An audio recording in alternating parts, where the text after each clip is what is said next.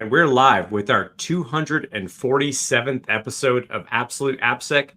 I'm Ken Johnson at CK Tricky on social media, joined by my co-host, Seth Law at Seth Law on social media. Seth, say hi. Hey, everyone. Welcome back to another episode. We are super excited to be back. We've got an awesome guest today in Alejandro. We'll get to his background and our how we know Alejandro here shortly. Before we dive into that, I did want to give a shout out to our sponsor for this episode, the Diana Initiative. The Diana Initiative is a one-day information security conference committed to helping all those underrepresented in information security. It is happening Monday, August 5th, 2024 in Las Vegas, Nevada, at the start of Hacker Summer Camp. The event features multiple speaker tracks, workshops, a capture the flag competition, and villages with hands-on learning. Visit www.dianainitiative.org for more information. You can get your tickets today with early bird pricing or student discounts. They are also seeking student scholarship sponsors and event sponsors. So appreciate Diana Initiative. We've been working with them. It's a great organization and it's a great event if you happen to have extra time when you're down in Vegas for Black Hat, DEF CON, B-Sides / general waywardness, I guess, is what happens in Vegas. And we will also be in Vegas we will be having another happy hour event. Logistics have not been, details have not been figured out yet because Ken and I have been busy. So we will get to that and it will be posted on social media, on LinkedIn, and in Slack for anyone that will be in Vegas. We'd love to have you come get to know our crew or whoever else. So, and this time we won't choose such an odd venue, where we have to continually unrope for people that need to use a ramp for wheelchair access. And then the wheelchair access that runs right through the middle of our happy hour event. Yeah, that was super fun. Right through the buffet. So it's like you can just as you're sliding through, just grab some food. It was a drive-through. Don't worry about it. Scooter. It was a drive-through. That's basically what it turned into. It was so odd. It was so weird. Anyways, we'll do better. We'll do better. We're getting better at it. So, but I do think I might have done that one last minute, and that was why. So I can't remember. Yeah. On the training side, sadly, the DEF CON trainings are not happening for us this year. We didn't promote it enough, I guess, right? It's been weird training-wise the last year or so with all the corporate sponsorship of trainings has kind of dried up a little bit, but we get that. That being said, we are going to run a training event down in Melbourne in September. It looks like probably the 9th, 10th, 11th time frame, and associated with the conference with Cole Cornford. If you remember Cole, that's been on the podcast as part of Gala Cyber. They're doing an event down there, an AppSec event, and we will be at that as well. So we're looking forward to that. And we've got other things that are in the works, Ken and I, as far as how to get that content out to people. Realizing that not everyone can make it to a conference or make it to a training. So there's going to be some recorded virtual options coming soon. So watch this space. I think that's everything, Ken, unless I'm forgetting something. Yeah, I don't know. Anything else on your end? I don't think so. I'll say I don't think so. Yeah. Okay. Well, we can stare awkwardly at each other for a little bit, or we can introduce Alejandro. Alejandro is a friend that has worked with us in the past at that consultancy that shall not be named, right? The place where we all went through the fire together. And is currently, killing it over at Twilio. Welcome to the show, Alejandro. Thanks for being here. Thanks for having me. I'm super excited to talk to you guys. Yeah. Yeah. So I think first things first, right? I mentioned that we were. Hold Okay, on. Before, I on. wanted to say how, okay. You know what? I'm just gonna. I really begged Alejandro to come on the show, and this is by the way how it all worked out. We were flying. I was flying to RSA slash B sides. Alejandro was on the same flight. Like, Yeah. I think I was walking by. You said my name, so we started chatting. We Uber. We land. We Uber together. We start chatting, and on our way into the city, and basically I just end up begging Alejandro to come on the show and say, you really need to come on here. You've got a cool story. Your background's really awesome. You need to tell people how you got into this industry, your journey, and share it. Alejandro was very reluctant, and I can appreciate that. Thank you. So I when I say thank you for joining, I really mean thank you for joining. I always mean it, but I really mean it. Really, really mean it this time with you, Alejandro. So yes, thank you for joining. And let's, I guess, Seth, sorry to mean to interrupt, but Nope. I don't know where you wanted to go with it. I was going to say we could talk about his story now, Yeah, let's do but that. yeah, I just wanted to like kind of give a little background and set it up because it was no trivial thing to convince Alejandro to do this. So yeah.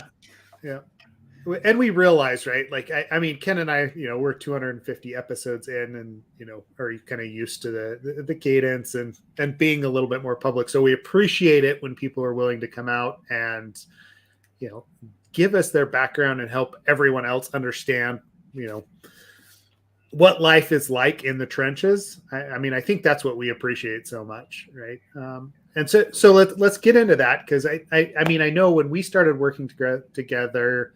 It was, I think I felt like it was early career for you, but I could be wrong, right? Like, from an AppSec perspective. But give us a little bit of how you got into security, right? Like, what was your pathway to get there? And then we can talk about, like what you're currently working on and, all the other goodness. Yeah, I mean, I do want to just highlight the airport and seeing Ken there. Like, I thought that was super cool. And like, I think that like our fates aligned that one day, and overall, I think that it was for the better, right? And obviously, the reluctance is like it's a common theme I have with a lot of people, like especially with my boss or like things we do at the house. So, but with the way I see it is, if I feel reluctant or nervous about something, it's probably a place where I'm going to grow. So, happy to be on this call, and yeah, Seth, I'll answer your question. So yeah, I think it really started. To be honest, if you were to ask my wife, Darian, I think it all started when I was a kid. She found a piece of artwork or something that said like what I wanted to be when I grow up. And arguably, I still don't know, but it said computer programmer. I don't remember writing that, but my past self did that. So maybe it was an indoctrination from my dad trying to point me in that direction for my career. But yeah, that's the first start. And then through college, I was actually I was in pre-med. I was a biology major, and I'm one of 3 kids and the last hope for getting a doctor in the family. And unfortunately, 2.5 years in, I was like, I can't do this. This is too difficult. So I did a hard swap to something that I've always enjoyed doing, right? Is tinkering with computers. And back when I was a kid, I was always playing with my dad's computer and like playing Dark Forces and Windows 95 and whatnot. So I did a hard swap to computer science, which was literally just as hard, if I'm being honest. But I really had to I had 2.5 years left. I was like, I gotta get through it. So I did my best, and I survived, and I'm proud of that. And I was able to graduate, and I ended up looking for jobs like during the final exams, and I found a defense contractor, General Dynamics, up here. I wanted to be back next to my family, and so I applied to the job. I went up there. I was a little nervous. Actually, I was super nervous, especially wasn't the top of my class, let's put it that way. So, but told them a story about how I was pre-med. I told them it was a quarter-life crisis. They all laughed at that, and then did some whiteboarding, and then ended up getting a junior position there, which was awesome. And it wasn't just like an introduction to tech, right? It was like an introduction to like what the workforce was going to look like, a bunch of new concepts like agile development and sprints, and you have your development environments, just even like simple things like getting into the building with your security badge and all that stuff. It was all a brand new thing, and I was I was definitely eating it up. And those years were a lot of fun. I really enjoyed being a junior software engineer, and I was surrounded by a lot of super talented engineers. And one, his name was Steve, he was like the person who built all the best stuff in our program. And I was like, man, one day I want to be like Steve, right? And there were certain days where I could see he was really stressed out, and I was like, maybe not that part, but it ended up working really well. And I did get promoted from like entry level to like entry level 2. So I thought I was like the man. I was like, yeah, let's do it, And then how I got to good. Well, what sort of problems were you all solving? Like, you've got a bunch of these really intelligent engineers, General Dynamics, no lack of things that they apply themselves to. What kind of problems? I mean, if you can talk about it, I don't know like how much of it, because I know they do classified stuff too. So I don't know, yes. Yeah. We did cleared work, and I can just say that we did a lot of work with the National Geospatial Intelligence Agency, so like satellites and stuff like that. So it was really cool. I felt like I was making a difference early in my career, in a way, right? What languages were you working in at that time? Man, we were using it was a Java backend, Hibernate RM. What else were we using? I forgot. It was Angular JS, but it was like 1 point something. It was early like days. Before it was 2. Like it was spaghetti code, with the root scope and scope variables everywhere. It was just like, everywhere. So, but, at the time I was coming from college where I was just doing Java programming and like problem sets and stuff like that to like a web application. It was like a huge jump for me, right? It was a lot of learning. So, I'm not ashamed to say that a lot of times I had senior developers help me get some PRs out and all that stuff. And I learned a lot, and not just about the programming aspect. I think it was also like the people aspect. Like, how do you work with other people? And there's specialists in other fields like system engineers who are telling you like what the overall vision is for this particular feature. And then you got the user experience people who are the ones talking to, the customers, who then translate those user stories that then go down to me. And ultimately it was a really good experience. And I had a good time there. And people were very shocked when I left to nVisium, or company who I just said, but I know everyone has a unique way of getting into security, but I love the way I got into security, right? And my childhood best friend, John Callahan, literally childhood best friend. Growing up, went to school together, did everything together. He was working at nVisium, and he was just like, hey man, we have a junior position open. And talking about reluctant, like that was a very reluctant moment in my career. Let's put it that way. Because if you have a clearance, arguably you have a pretty good job security, right? For sure. People hire you based on if you have it or not. And especially in this area. So like if everybody doesn't know, you're in the DC-ish region too. So that's like, here it's a passport to a job instantly. Yeah, they're everywhere. It's like it's either data centers or defense contractors. You know what I mean? So it's basically what it is. And I was thinking about the job and security, and at the time, I was looking at it as a long-term investment. And I'm happy I thought about it that way, because my dad was always teaching me about long-term investments, like financially or just in goals in general. So I decided to go through the interview process, and I remember doing a pretty terrible job. Like I thought I bombed the interview process, and I left and I looked at John and I was like, just next time, I'll just go back to my current position. And then Abdullah called me and said they wanted to bring me in. And I think that just because I had started in software engineering, it would translate well into security. And like I mentioned at the time, I just got promoted, so I thought I was so cool. Now that I'm a little older, that was very naive of me. Like that was, I had no idea what I was really doing in the grand scheme of things. But I'm happy that I did it. It was a good transition to security, and it not only affected my career, right? It affected my life in general, right? Like it allowed me to understand what working from home meant. And I feel like nVisium did working from home a lot earlier than a lot of people did because of the pandemic, right? So it was like a crazy concept for me.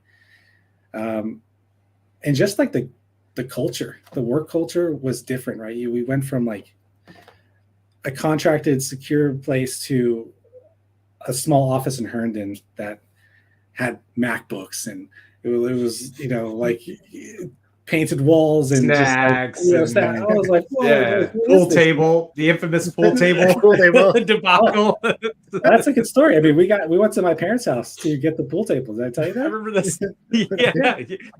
That's you should tell the story. You should tell this story because it's okay. Kind of hilarious. Like the whole Herndon pool table. Yeah. So I don't know how it happened, but and nVisium at the time we liked playing a lot of games like board games and whatnot, and I think pool was like the theme of it was like we should get a pool table, right? And my parents had a pool table in the basement, and I love that pool table. It was like me and my friends played on it a lot of times. Like it kept us out of trouble, let's put it that way. And my parents wanted to get rid of it, so it was I forgot who went. I know Marcus was there, but we went and we took it all apart. Apparently pool tables are really hard to put together, so we could not figure out to get to take it apart. We took it apart. It took forever, and then we found out that after we did that, we couldn't get up the steps because like it was like a diagonal steps. So then we were just like, after like 2 hours, we're just like, oh, well, good team camaraderie. Let's just call it a loss, and then we left. And in the end, the only people that won was my parents because they wanted to get rid of it, and they asked us to throw it away, and then that's what we did. So, but that was a good memory. Yeah. I had nVisium. A lot of good memories. That was a great time. One of my favorites was the hackathon where we were sort of like build whatever you want, and then Patrick Cooley pulled out some like 2x4s and some stuff, and he's like cutting boards at an angle on the sidewalk in like the most dangerous way possible to create this fake arcade, with the joysticks and the buttons he ordered from China, and wired it all up, and then put it into wired it all up to the Raspberry Pi that had like 1,000 old arcade games on it or whatever. Yeah. But I just remember how dangerous the whole thing was the entire time, being like, please don't hurt yourself. Please don't hurt yourself. But that was a great group of folks. Like that was a lot of fun. And I think to your point, we had like that space where there was, definitely was informal. It was more a lot of camaraderie amongst the group of us there. It was cool. And one thing about you too was you're a quick learner, and I think that's like because you were saying like, oh, I don't feel like I did super well in the interview process, and obviously wasn't the case. And the thing that was really awesome about the way that hiring occurred is it was like, unless you're looking for like a super senior position, but for non-super senior positions, it's looking for people with the right attributes, and you definitely had those in spades. I think important ones are like being able to figure things out quickly, obviously a massive interest in what we do for a living, but also like the human side of it. I think too, like you're a very patient, very just overall good teammate, and that's a huge critical part of personality as well, I think. But anyways, you didn't do horrible. You did fine. Thank you. And then you were thrown a ton of challenges, both on the security side and development side. Within that, I don't know if which of those you want to go into or both, but I know you were thrown a lot of like just figure it out type of stuff there. Yeah, it was. I'll speak to both. I would say that as I was a GD and went to nVisium, the golden rule really stood out to me, right? Like that really came out. Maybe it was just me becoming and a mature adult, right? But like treat others how you want to be treated. Like to me, that was key to my jobs there. Like just being nice to people and asking for help and just talking to random engineers at the client site and things like that, that really helped grow those relationships, and a lot of those relationships I still keep today, right? So, but yeah, in terms of nVisium, I think it was interesting with the development aspect of it. I remember, I think VS Code had just come out, or it was like recent, and like they open source part of it where you could build your own IDE. And I remember we were doing that for the training platform. I don't remember that. ODTP as it was called at the time. Yep. Yeah. So that was fun. That was I love Legos. So to me, it's like code is building, and that's why I like to do, right? So I like to get a problem and try to build a solution for it. And that was a good time, right? Looking back, arguably we could have built it a lot better, but it was something that it was a good learning experience, and it was a good break from the security side. Because to be honest, at the time, I like security aspect, but I thought I liked the building stuff more of it. So the security side was a little. I'm a very anxious person, so to me it was very anxiety inducing because your work is always being checked, right? Like you write a report and I would give it to Abdullah, and then he would just like completely annihilate it. Do you know what I mean? Like it would just comments everywhere, and but it worked out because my reports as I did them, they got better and better, and I understood the tech stack of our clients more and more, and I was able to find cooler vulnerabilities and whatnots. And I think I was very lucky. I think the caliber of people that worked in nVisium, like to be dropped in there with the people that worked there at the time was just, I feel like I hit the jackpot, right? Because specialists in different area of the fields. I mean, Stefan was just like, he came in one day and I was just like, wow, like what a cool dude. And actually that was the day I started Googling pretty much everything that guy has ever said.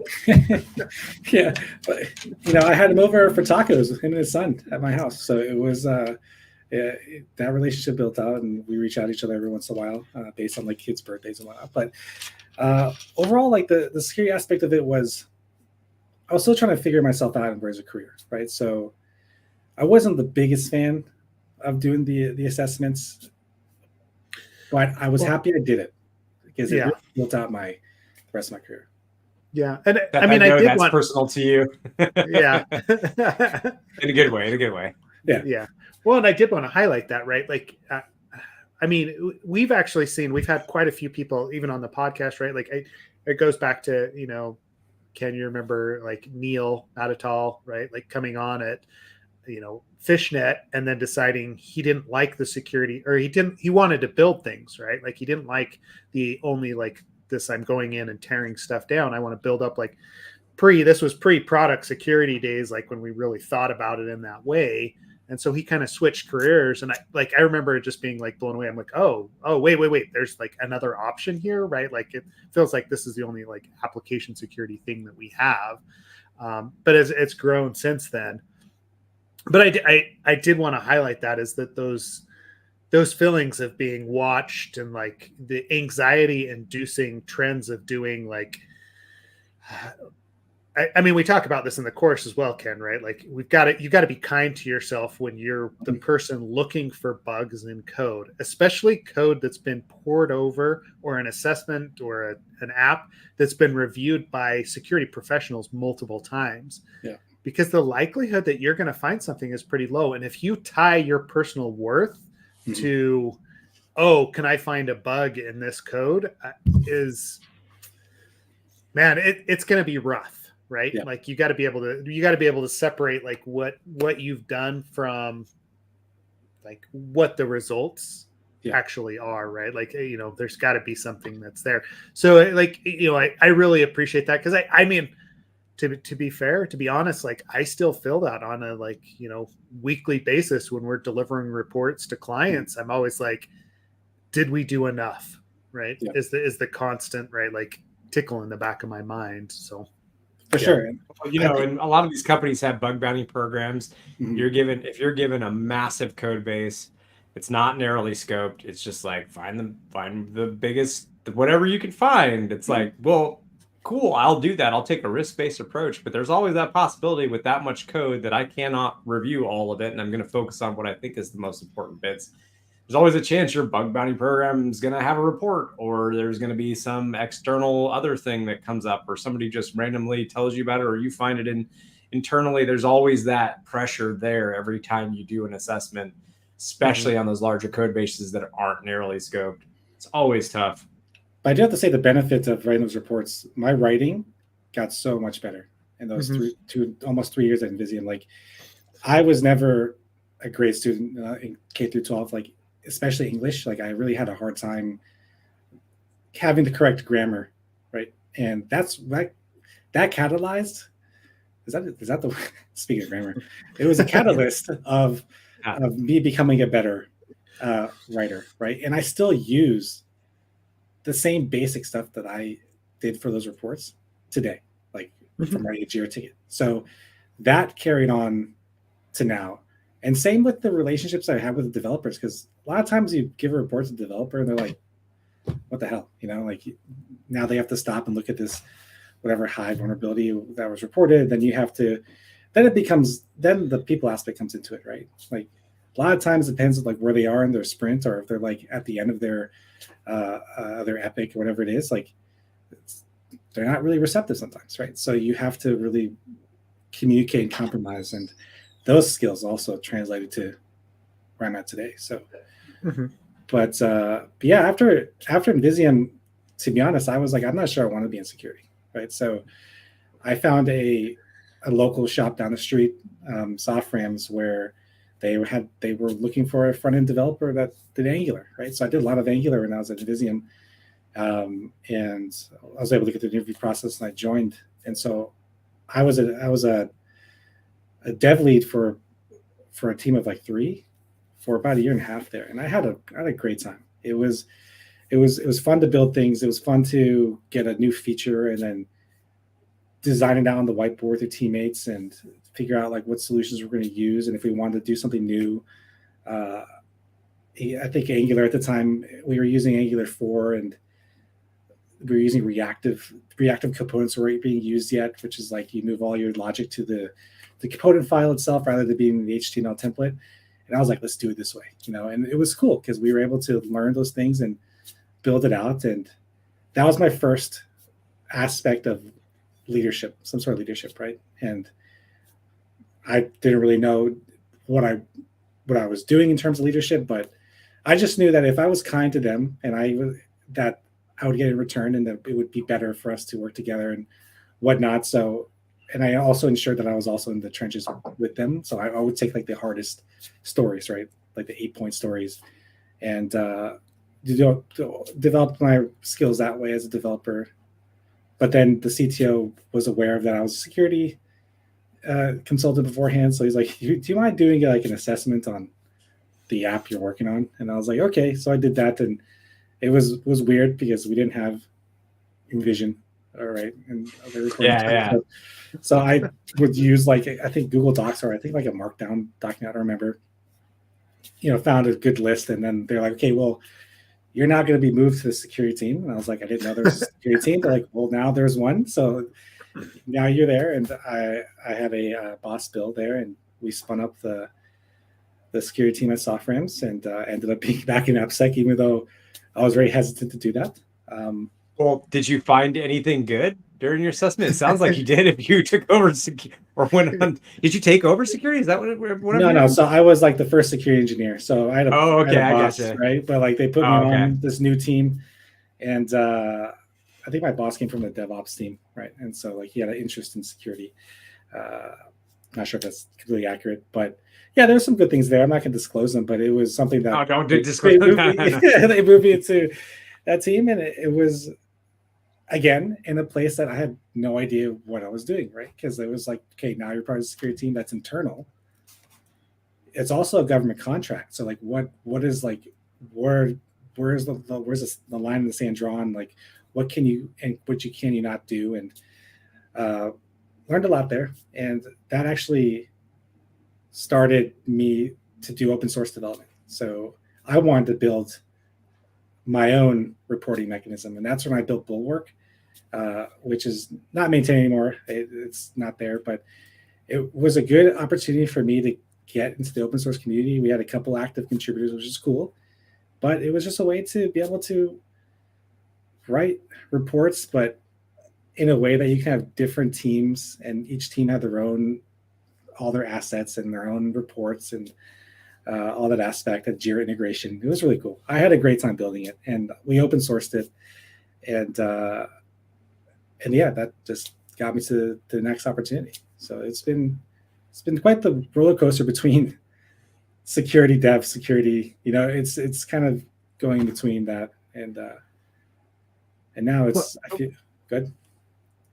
No, I was going to say that's kind of a common. I mean, coming from a computer science background, right? It feels like that's a common like line to walk when you get into security. Yeah. Is this like, because I mean, we kind of do the same thing where I'm at, like, right, like, and Ken is as well, right? Like, we'll go and we'll be like on the offensive side, we'll do a bunch on that, and there's something about building and creating that is just kind of innate to our experience, right? So like, even when it's just like simple scripts and simple automation and Python that we're putting together for a client, or I mean, heck, like even building like a fuzz tool, understanding how a protocol is put together and like building the fuzzer for that. There's something gratifying about creation as opposed to just tearing something down and finding the vulnerability in it. Not that you don't get that dopamine hit from it, right? But I, personally, I feel more complete when I have, something else to show for it, and then talking with the developers as well. Like you talk about the relationship, and you talk about like, meeting them on their level, right? Like putting in Jira tickets, the writing that goes into it.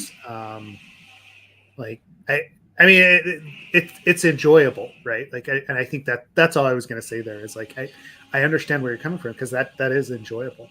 Yeah. And to your point, with Bulwark, I had the freedom to do like what I thought was cool, right? So I built, and I probably wouldn't recommend this now, but I built like its own Auth. So we had like different roles that you would do. And wait, I'm just going to add that to our list of findings here. So no worries. Yeah, go ahead. I mean, it's not maintained anymore. So, but there's a table. There should be a table there. But basically, like you'd have like your people that did your reporting. You had like read-only users, but for certain organizations. So it was pretty cool doing that, and did a lot of JWT and this being a stateless and whatnot. So I learned a bunch in that aspect. So I do agree with what you said, and overall it was fun. Like I had a good time building it. And, I don't think it's used anymore, but it was fun to use, and I was very proud of that work for sure. Cool.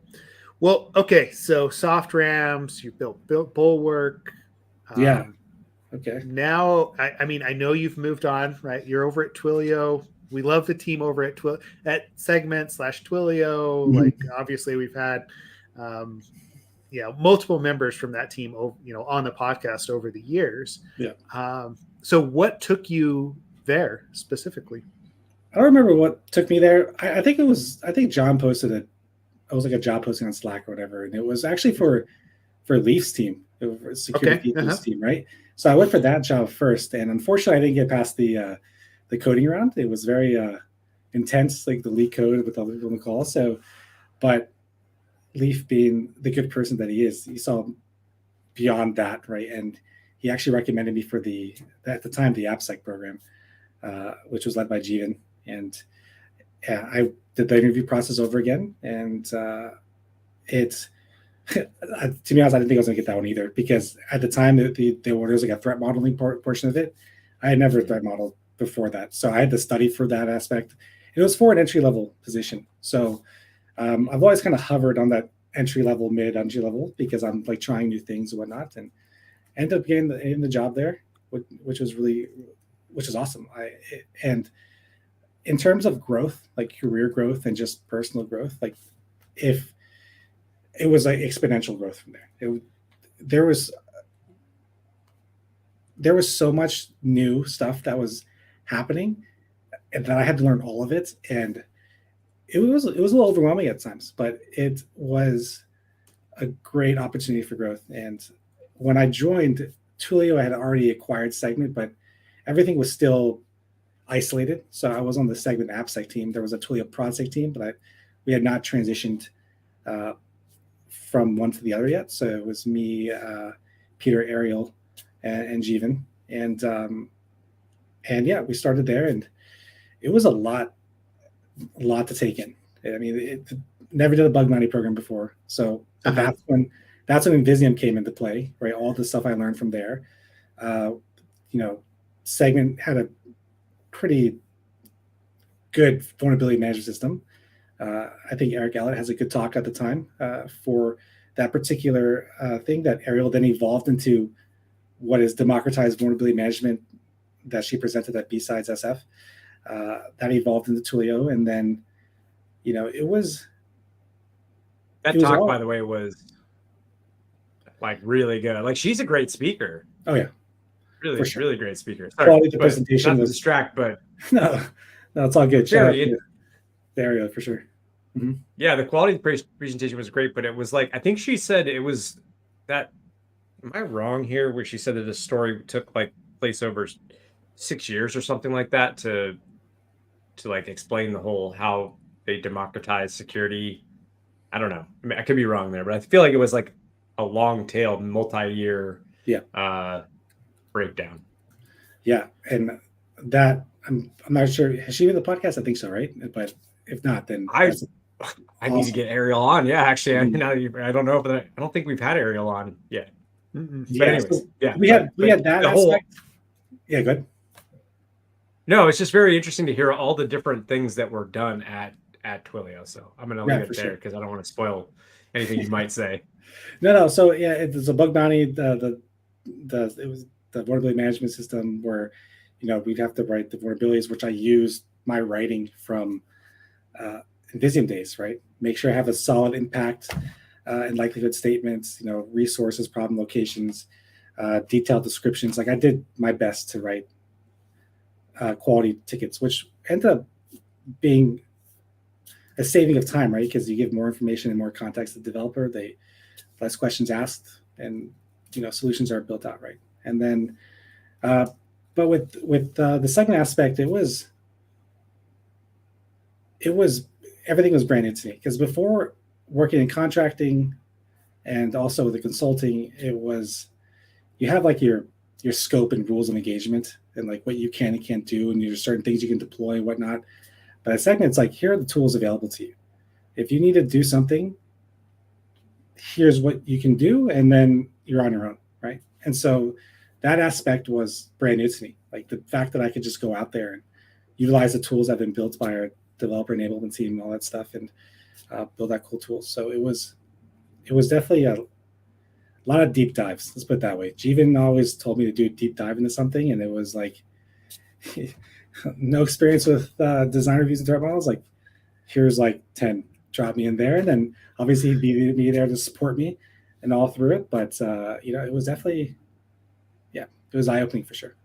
So, and I think, and you all can tell me what your experience has been, but I feel like in security generally, not even just AppSec, it is like there's sort of a just like figure it out personality trait that's there. That's like you're just thrown into too many unknown, ambiguous situations where you will have to, like, there's no getting around it. Like, I don't know of a job in security where you're not going to have to just show up sometimes and not have any clue about whatever it is. And they're like, yeah, because nobody knows about this thing yet. Or that's one scenario. One could just be like, hey, like you said, like, yes, threat modeling has been around. There's tools for it. There's processes for it. There's classes about it. But that doesn't mean you've personally done it before. But guess what? We don't have anybody else on the team. You're the person now. It's like, all right, that's going to happen. So there is that, like, I feel that there's that personality trait that you need to have in security. Yeah. So I would say a lot of things I learned at Segment were non-security aspect. It was learning to read better, things like that. So in order to calm myself down, I started to listen to books, right? And I've actually listened to more books in the past 2 years than my entire life. But that has really helped out my communication skills. It's really helped out my documentation skills, and it's really helped out being able to read designs, right? Because similar to nVisium, when we got different assessments, right? A lot of times it was new, sometimes it wasn't. When I was first starting out, everything was new. Every design was brand new, using different tech stack. It would be some like using Kafka or whatever it is, and it's just like a bunch of different things that you had to really sit down and highlight, go do some R&D, trying to understand it, go back to the design review, and then once you have a good concept of it, then go and do your best to do a threat model work with the engineers, right? So, yeah, I mean, to your point, it's a lot of learning on the job, right? And a lot of the main projects that I have been just that, right? And though I think that one of the main reasons I went to segment AppSec was because I had this opportunity to build, and I also had the opportunity to do security. So to me, it was like a balance between both, right? And when security automation became a huge thing for me, like how can we scale a certain like solution out to so that we don't have to keep checking it, or if we have repos that are created every day, how do we cover those with our tooling? So, like I mentioned, it was a lot. It was a lot that we had to learn on it, but it's definitely made me a better engineer in total, and also I mentioned this already, but documentation. I don't think documentation's, if I were to pull anything out of Segment Twilio, is how important documentation is. Like just writing software design documents and blueprints. I remember Jeevan telling me that you want to write something that for some reason, if you can't do the thing, it needs to be able to be read by another engineer and they'll be able to figure that out, right? Mm-hmm.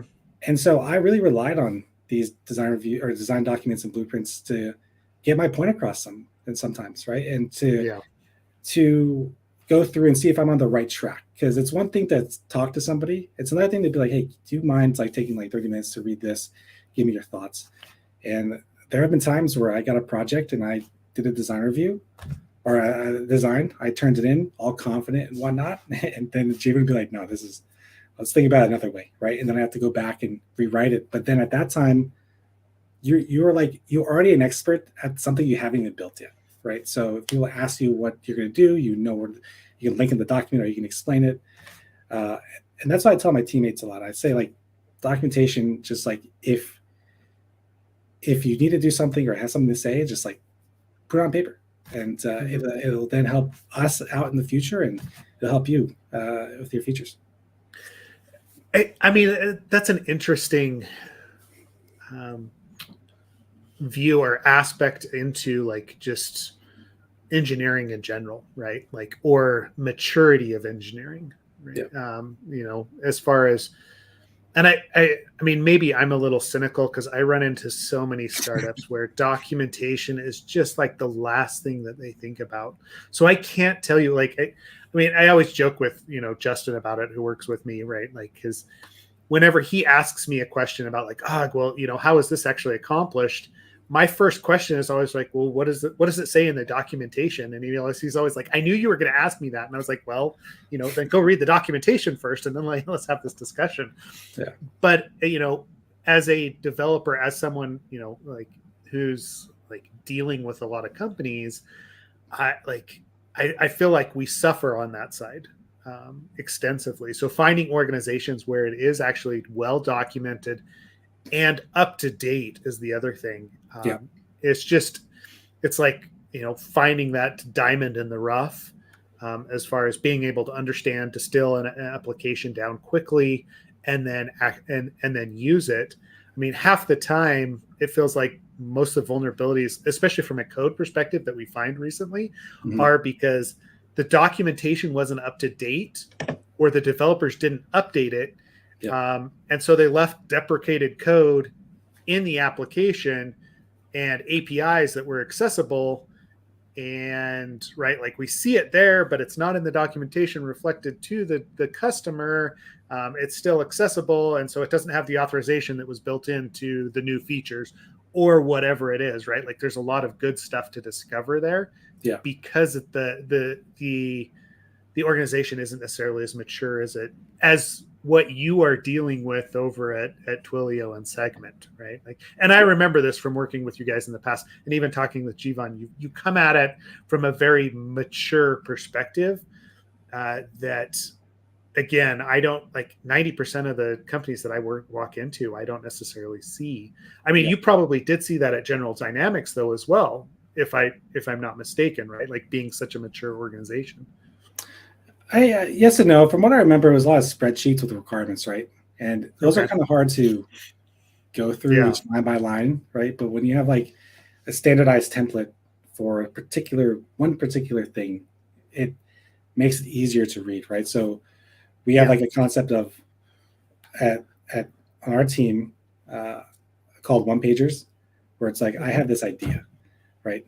But I don't want to waste people's time with an essay. I'll just write a one pager based on like what I think the problem is, what I think the solution is, and I'll just submit it, right? And a lot of times those one pages actually become strategic projects, and we have people invested in working on that, right? So, and just I don't want to hammer the documentation thing too much, but when it comes to cross dependency, like to the engineering teams, like if we need help from another engineering team to do something, having that documentation in place, be like, hey, we need your help doing this, and here's what we think is how we solve it. Can you please read it? That starts collaboration. Comments in the documentation ends up being something that you compromise on, right? And it saves time. So, well, and I mean, I know Ken and the GitHub team did that too, right? Like those organizations, just from an engineering perspective, were very mature in how they approach those new problems, and right, like, and actually built it out. I feel like that very mature is a very opinionated, and it could go. There's either ways. Anyways. No, but you're right. There's more documentation and all that than most. I mean, and this is what I want to tell the pen testers, the bug bounty researchers, the people that are out there, is pay more attention to the documentation that you're creating, right? Yeah. You find a bug, actually do a full-on walkthrough of how you identified that bug, right? It's one thing to show here's an image of a cross-site scripting like pop-up, right? But it's another for a developer, if I don't have to go research how you actually got to that point. Having those full instructions out there, having a full recommendation, right? Like it will pay off spades in the long run. Yes, it takes more time, but you will be the one that they turn to when they have questions, because it shows you really understand the problem and the solution, as opposed to just, right, like, hey, I use this tool and it generated this one thing, right? Like it just is, it shows a deeper understanding, I guess, is what I'm getting at. Yeah. And that all has to do with time, right? Like time is money at companies like this, and triaging is time. And so there are companies out there who reward more if it's like a well-written report, right? Obviously it's effective, but like if a security engineer is able to read it, understand it, not have to go back and forth, if there's a video like just running through everything, it'll save us time to get that triage out to the correct team. So my teammate Sarah is actually going to be working on the bug bounty program, and I think those are things we saw besides SF. I forgot. I think it was Meta. Meta's they had a talk there, and they had some really good ideas. And it's like, so in the end, documentation coming in, coming out, going out is important. And that's, I feel like I'm definitely a better engineer just because I write much better than I did like 3 years ago. So to that point, right? Like, so you feel like you've improved that process, or like internally, like your own expertise there. Like, where would you point people if they wanted to improve their own skills in writing that documentation? To me, I know it's a very generic question, so yeah. I got an answer for that.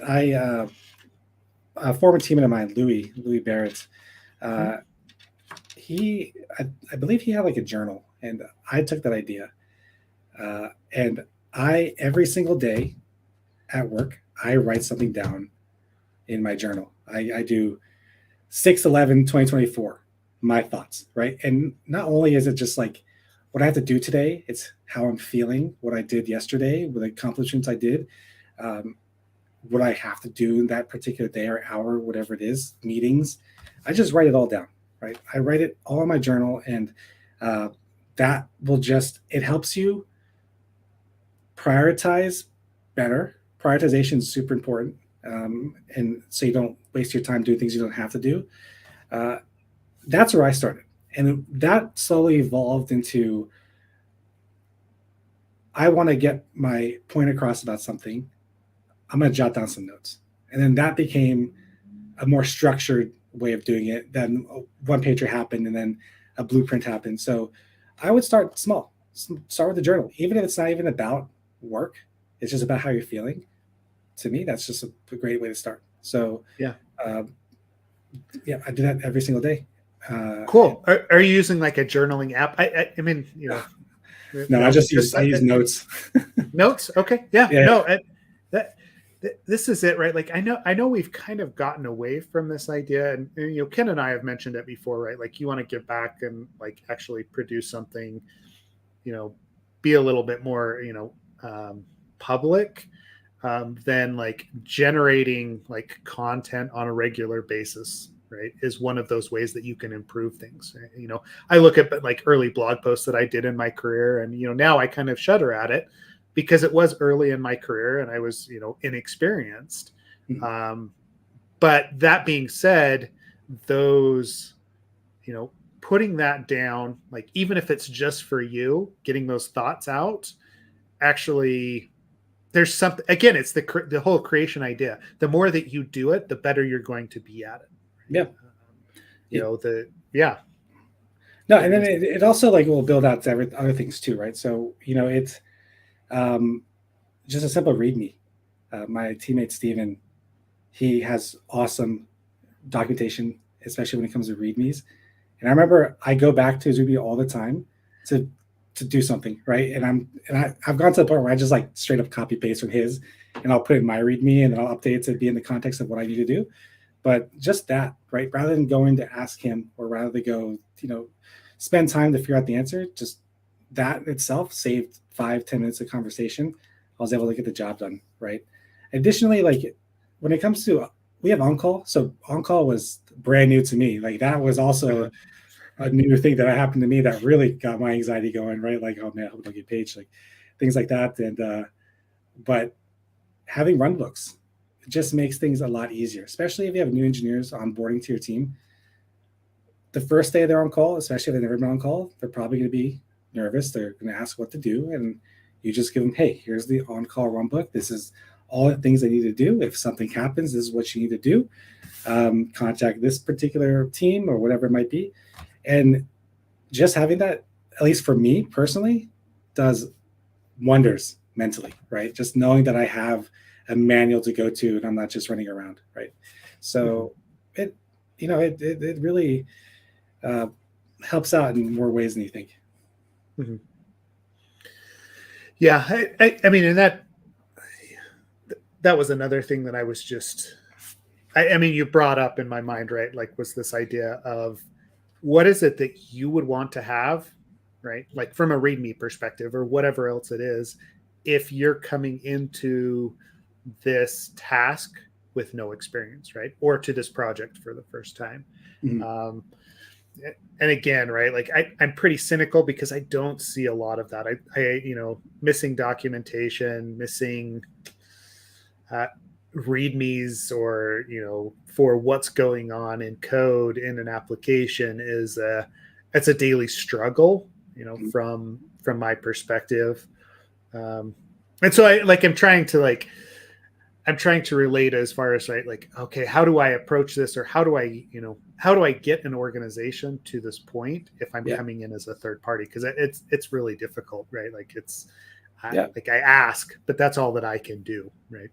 Yeah, sometimes you have a service that you own that you took over, and there's no README, right? It's just like, well, okay, I guess I have to go somewhere else or read the code or whatever it is. But a good example of this, like I built. So we do a lot of security metrics, right? And I evolved the one that we had a segment to be at Twilio. And I remember getting this strategic project from Jeevan, and he was like, "Well, I need it done." I was going on paternity leave for my third child. He's like, "Yeah, it'd be nice if you had it done before then, right?" So I was like, "Okay, so how can I build this security metrics platform that will be done by the time I go on paternity leave, right?" So I decided to build it in such a way that an engineer can come in, and depending on what API they're going to hit or whatever it's going to be, they can spin up a Lambda function to collect that information, right? So what I did was I found the framework that I was going to be using. I had examples already running. My README, I'm super proud of it. I'm very proud of that README. I look at it and I'm just like, this is something I did. I'm proud of that I could show people. And I left on paternity leave, right? And when I got back, my team's not that big, but we had jobs running for different tools. And I was like, cool, like that means I was successful, right? That I was able to build a platform out that my teammates were able to read the documentation. They're able to deploy their own stuff. And that was a good way of doing it. And it's probably one of my prime examples for sure. Cool. Yeah. Ken, did you have... I want to be cognizant of Alejandro's time. We have been going for an hour. You know how this goes, right? Like, it feels like I feel like a broken record every week because I'm like, oh man, we're out of time. But there's so much more that we could talk about, because I think in general, just the advice of, how to, I mean, you mentioned it earlier, like kind of how to like turn into an adult, and like, how you interact with people, how you are in an organization, how you represent yourself, how you go at specific tasks is not necessarily lacking, but a lot of people have areas to improve. And I even, I'm referencing myself in that as well. So one thing that I take away from all of this, just listening to you for almost an entire hour now about your journey, is you did something that I'm a big believer in. You embraced the uncomfortable. You embraced the unknown. You did that time and time again. You went, like, your path is like this, but that's how a lot of our paths are. But the important thing is you always took those chances when those opportunities arose. I think it's a very important thing for people to be okay. Because like this, I mean, Seth, how many people have you talked to over the years looking for mentorship, and they're like, well, what do I do? And you're like, yeah, here's all the technical kind of things you have to learn. But really, it comes with having that background. I mean, you can't skip over that, but understand that, like, in addition to that, going out there and speaking, going out there and networking, and you'll get objections from people where they're like, yeah, but I've never done that before. It's like, well, yeah, a lot of people never had spoken. I mean, everybody had never spoken before, right? Before they became a speaker. I mean, that's how that works. You have to do it once. You have to do it twice. You have to keep going. You have to write. I don't know enough to write blogs. It's like, yeah, but you know something about something that maybe somebody else doesn't know. Start there. And it's like, take those opportunities, take those chances. Don't just be comfortable. If comfort is where growth dies, right? So that's what I took away from your story today, or one of the major things I took away. I think the last thing I'll say is, well, I'm not sure how much time we have left, but the last thing I'll say, other than documentation, like what we usually tell people is what I think is important as a security engineer, and this is where the whole golden rule comes in. I always say this: diplomatic relations. Just being nice to people, or talking to engineers or working with them and, helping them out with certain issues, that pays dividends every single time. We currently have a pretty big strategic project right now where we have to rely on engineering, but because of the past relationships that ProdSec has developed with different teams, it just makes us to get to the point we want to get faster, because we're able to reach out to teammates and other teams, and it just makes things work more efficiently, right? So yeah. Well, and I mean, that I don't know. I can't even remember who I was talking to recently, but I think it was the local OWASP here. But that was one of the points that came out is, yes, there's all the technical aspects, like Ken, what you're talking about, but a lot of it is just like relationships, and then starting where you're at, realizing that, hey, I'm not going to step into a senior role if I don't have senior experience, right? Like, there's so many people that want to short circuit and jump straight from, hey, I just got out of school and I've I did a CTF at B-Sides to, well, I should be a senior architect or a senior pen tester for NCC group, right? And you're like, well, there's probably a few steps in between that, right, that you need to start with. And there's no shame in going and learning and taking those roles and just improving your skill set. Yep. Cool. Okay. Yeah. We have been going for an hour. So I want to be cognizant. Alejandro, thank you so much for your time, for your insight today, for your even keel, right? Like we should be doing an NPR show between, Yeah. Never heard that one before, but I'll take it. You'll take it, right? It'd be you, Seth, Alejandro, and Brian Glass. That's my dream NPR team. Talking about AppSec. Maybe we can talk about threat modeling or maturity. There you go, software maturity. Yeah, that'd do it. Well, actually, before we do anything though, for Alejandro, are you going to be at Black Hat DEF CON, or is there anything you wanted to mention to people? Any blogs, software, or anything you got coming out? Any talks, or just anything in general you want to tell people? Well, I won't be at DEF CON this year. We were able to swing it, but if I'm always open for any kind of discussion, right? When I was at B-Sides, I was talking to people at Reddit and other things. It was all a lot of fun, but just recommend reaching out to me on LinkedIn, and we'll go from there. Sweet. Yeah. Well, there's actually somebody at Reddit I keep trying to convince to come on the podcast. Maybe one day I'll get him to join. I won't put his name out there, put him on blast, but but anyways, yeah. Cool, man. Thank you again for doing. And speaking of things that you do that you're not super again, I know you were like, I don't know, but man, really appreciate you coming on here and sharing your story with everybody. I appreciate it. I love all the basics, right? We always talk about the Crocs and socks, right? I love talking about the basics because we get questions about it all the time. So appreciate it. Sweet. All right. Well, thanks everyone for joining and listening today. We will be back next week, and watch this space again for the happy hour as it comes up. And I think that's everything for today. Ken, any last minute thoughts before we close it out?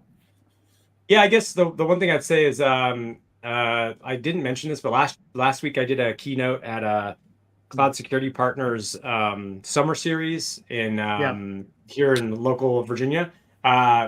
Super awesome event. Rinaldi Rampin, Mike McCabe, Christina, I forgot her last name. Sorry, but Christina from CSP, all of them did a crazy, awesome job, and it was really good. So, really good event. There will be two more. There's one. Yep. Yeah, exactly. There's one July 11th. I think August 8th, maybe for the next one. But you just Google CSP Summer Series, or I could actually maybe just put the link in there. Yeah. We'll drop the link in. Yeah, I'm going to try to make it out for the 11th. So, if you're going to be around for that one, let me know. Love to catch up. Anybody that's listening, right? If you're going to be there. Sweet. All right. Appreciate it, Alejandro. Thanks, Ken. And we will catch everybody online. Join Slack if you haven't. We'll continue the discussion there. Sweet. All right. Ciao.